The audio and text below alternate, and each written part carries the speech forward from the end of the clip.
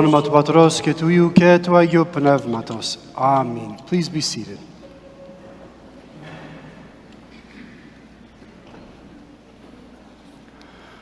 Good morning. Kalimera σας.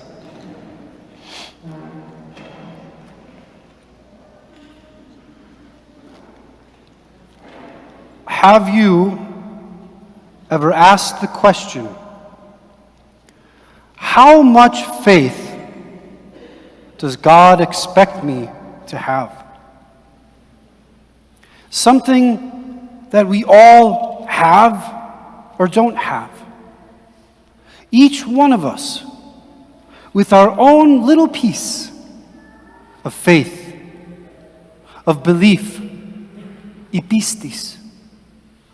Something that gives our life meaning. Something that is required in order to sit here this very moment. You would not be here without it. Without just one little shred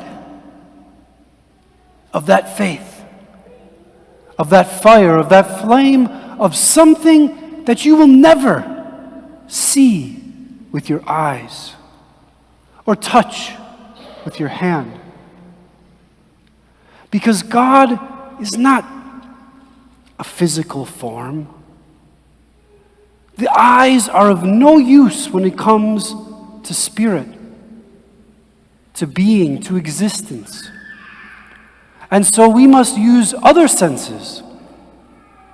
And faith, belief, is one of those treasures, one of those things that allows us to connect. And so we have faith in all kinds of ways. We have faith in each other, in our family. We have faith that our mother and father love us, that our brothers and sisters are there for us. We have faith in our friends, that they'll support us when we're going through difficult times. You see, we put faith out there all over the place. Every morning when you wake up, there is faith that when you brush your teeth and get in the car, you're going to get safely to where you're going. Or you board that airplane to Greece or the Bahamas. You believe that plane will get going where it needs to go. You put faith in yourself. You have to believe in your own ability, right? What would a world look like without this faith? If you didn't believe that your family loved you and supported you, or you had no hope that what you said mattered at work or at school,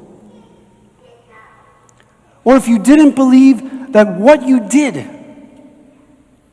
and what you're doing is worth doing, would you continue to do?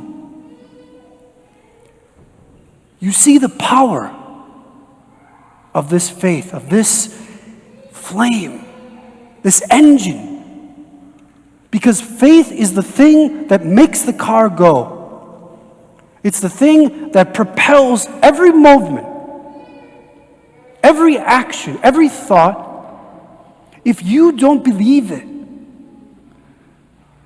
how half-hearted are you going to achieve whatever you do? Take, for example, let's say you're lost in the mountains. If you believe that you can survive just long enough to get rescued, chances are you will do everything. You will collect every piece of firewood, every drop of drinking water, and pine sap, and whatever you can find to push one day more. Take that extra step because you believe You have something that's giving you hope. Without that, it would be so easy to give up.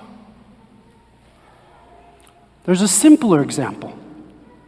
Scientists did a study on mice, little mice, with their tiny little brains and their little bodies. They had two groups of mice, and both were submerged in water. One group had a platform that they would move every 30 minutes. The other group had no platform. The group of the mice that had the platform that they could rest on every so often, even though it would move, would swim twice as long without any platform than the mice who had never felt that stability, who had never touched that surface. Think about it. In the tiniest of creatures, there is faith. There is belief. There is this little thing that says, keep going. Keep swimming. Keep fighting. Food is coming. Shelter is coming. Help is coming. Now the question is, how much of this thing, this spark, this flame, this seed do we need? Not much. Almost an invisible amount is needed, is required. The gospel today said, if you have even a grain of mustard seed, which if I was holding, you wouldn't even see it. Right here. That's it.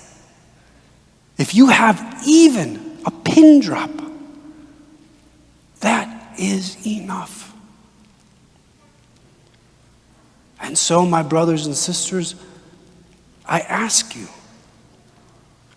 when all hope seems lost, when that flame seems to be extinguished and gone, I ask you to look again. Search within your heart, your mind, and your soul. Because even 1 millimeter of faith, of belief, of hope, of knowing that it's going to be okay. There is a plan. There is a purpose to whatever mountain I'm trying to move in my life.